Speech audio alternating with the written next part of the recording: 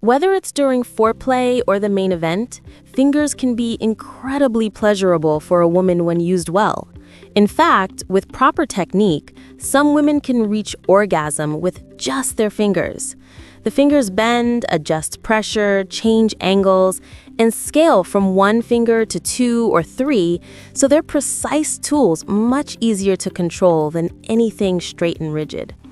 I'm Dr. Karol, a urologist and men's health expert. Today, I'm going to show you a respectful, medically grounded, step-by-step way to use your hands to make the woman you're with feel safe, seen, and intensely pleased. First, 2 essentials before any touch: consent and preparation. Ask clearly, do you want me to touch you here? Keep communication open all the time. Then, prepare the tools. Trim and file the soft nails. Wash your hands and under your fingernails with soap and warm water. Remove the rings.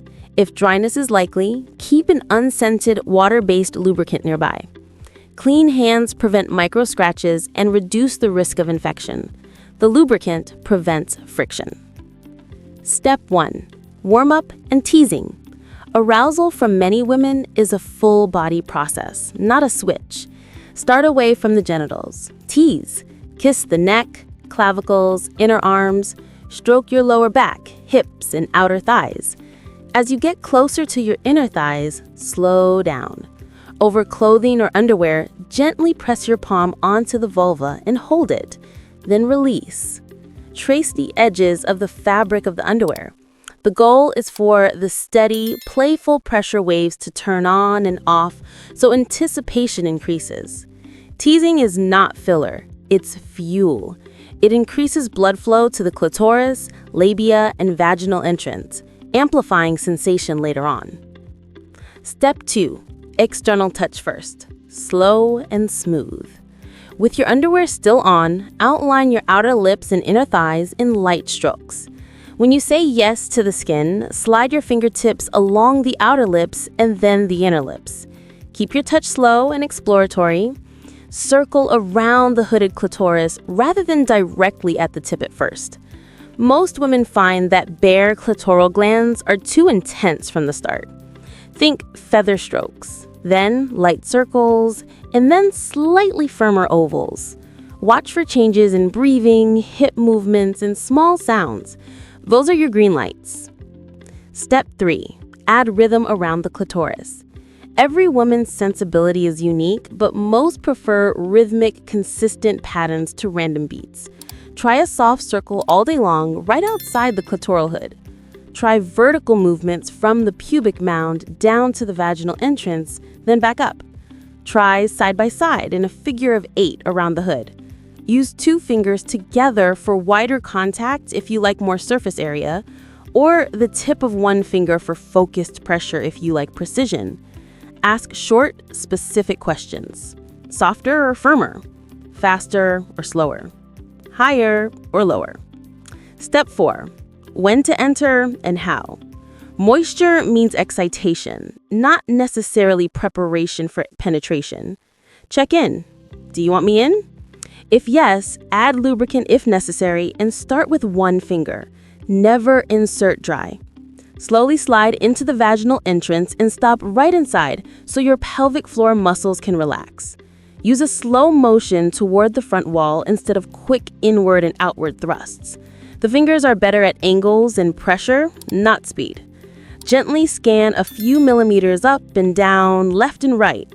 If it tightens, remove yourself slightly, breathe together, and return to external touch. Step 5. Find the anterior sweet zone, 1 to 2 inches in on the front side of the belly. The tissue often feels a little fluffy or manipulated.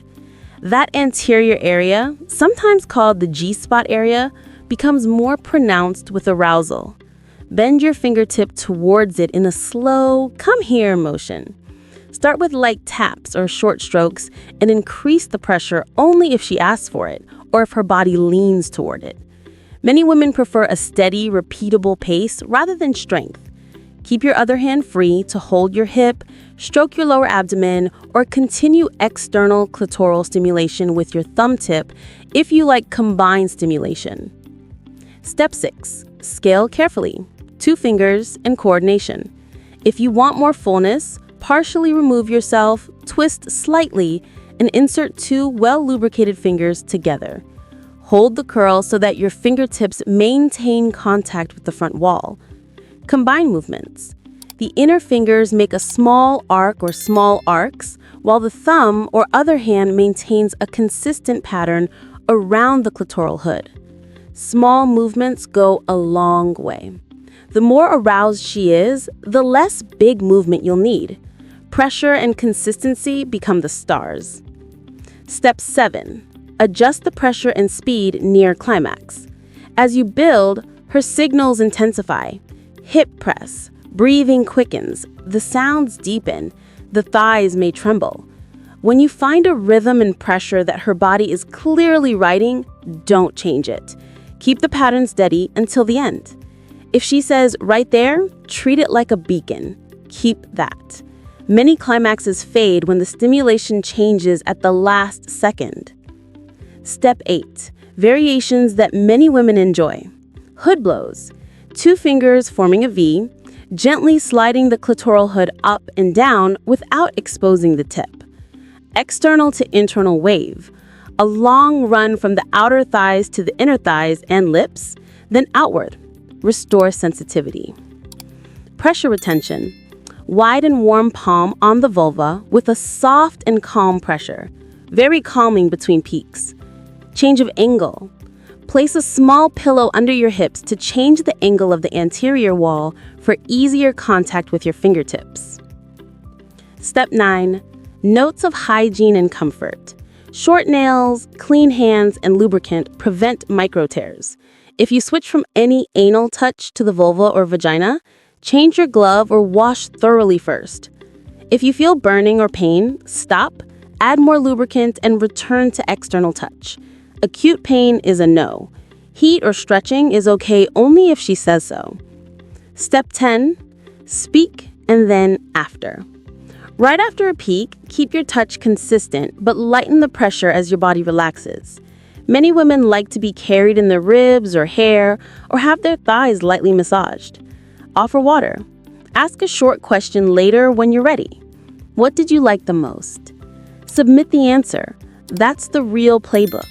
Some truths that most men never hear. Not all women climax with internal stimulation, and that is normal. Many prefer only clitoral touch, others like a mix. The best way to know is to look, listen, and ask. An emotional tone matters. When you feel safe, admired, and unhurried, blood flow and lubrication improve, your pelvic floor muscles relax, and pleasure increases. If you found this helpful, please subscribe and share it with someone who wants real, respectful guidance. Your hands can be extraordinary instruments when you use them patiently, precisely, and carefully.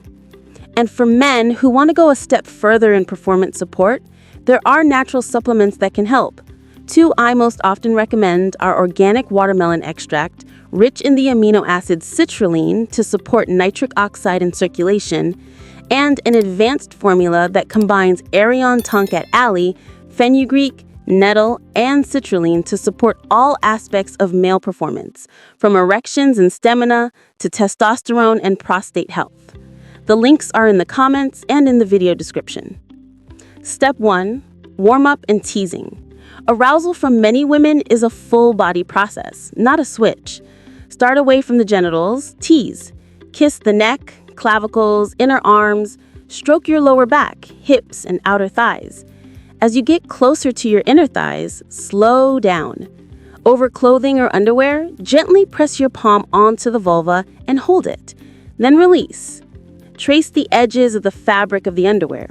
The goal is for the steady, playful pressure waves to turn on and off so anticipation increases. Teasing is not filler, it's fuel. It increases blood flow to the clitoris, labia, and vaginal entrance, amplifying sensation later on.